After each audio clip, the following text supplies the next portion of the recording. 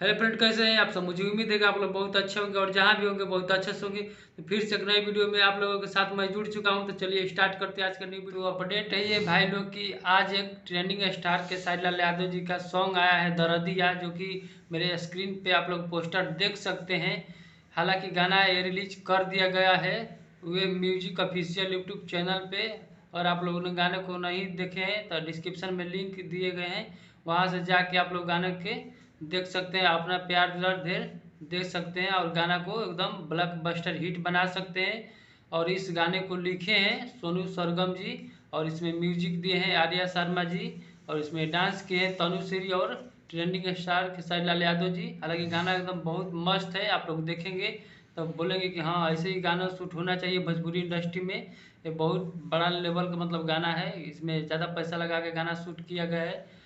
तो अगर आप लोगों ने मेरे चैनल पे आ गए हैं तो प्लीज़ सब्सक्राइब करके बेल आइकन घंटा प्रेस कर लीजिएगा, क्योंकि ऐसा ऐसा मैं आप लोगों को अपडेट हमेशा देता रहता हूँ। तो चलिए मिलते हैं नेक्स्ट वीडियो में, तब तक लिए बाय।